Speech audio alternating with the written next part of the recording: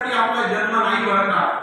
हे मनुष्य जीवन तुम्हाला रोज जागरूक होऊन तुम्हाला जीवन जगावं लागतं आणि दररोज तुम्हाला आत्मपरीक्षण करावं लागतं की आज दिवसभरात माझ्याकडून काय चुका झाल्या, मी किती खोटं बोललो, मी खरंच परमेश्वराला अपेक्षित असलेलं जीवन मी जगलं का आज दिवसभरामध्ये।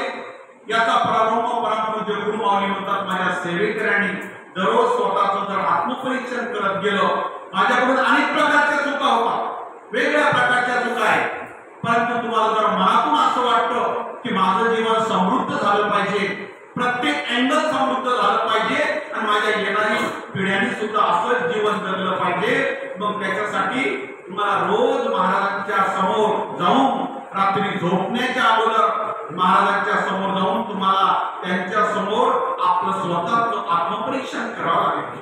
म्हणजे काय करायचं, काही नाही, झोपण्याच्या अगोदर महाराजांच्या समोर जायचं, महाराजांना विनंती करायची की महाराज आज दिवसभरात माझ्याकडून काही चूक झाल्यास, खोटं बोलले गेले असल्यास, माझ्या पायाखाली किडी मुंगी सारखे जीवाणू मेले असल्यास आणि महाराज माऊली माझ्याकडून आज दिवसभरात काही कळत न कळत चुका झाल्यास मला तुम्ही क्षमा करा असं म्हणायचं आणि आपली क्षमा मागायची महाराज माऊलींच्या समोर रात्री आपण झोपायचं।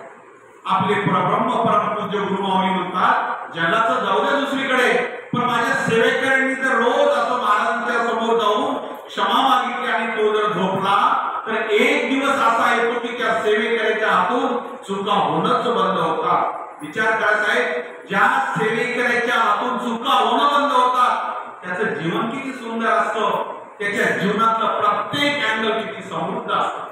असे आपल्या मार्गामध्ये हजारो सेवेकरी आहेत की त्यांना प्रचंड त्याग या मार्गामध्ये आहे।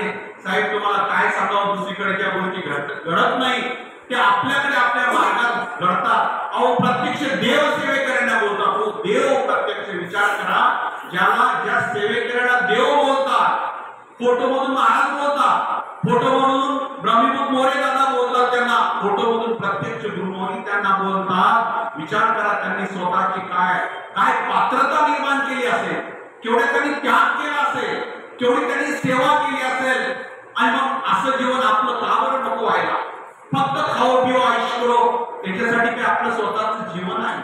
आपल्याला 3-3.5 वर्षापूर्वी जो कोरोनाचा काळ येऊन गेला, त्या कोरोना काळाने सांगितले की माणसा तू हवेत राहू नको, त्याच्या आईवडील त्यांनी जमिनीवर आलं पाहिजे।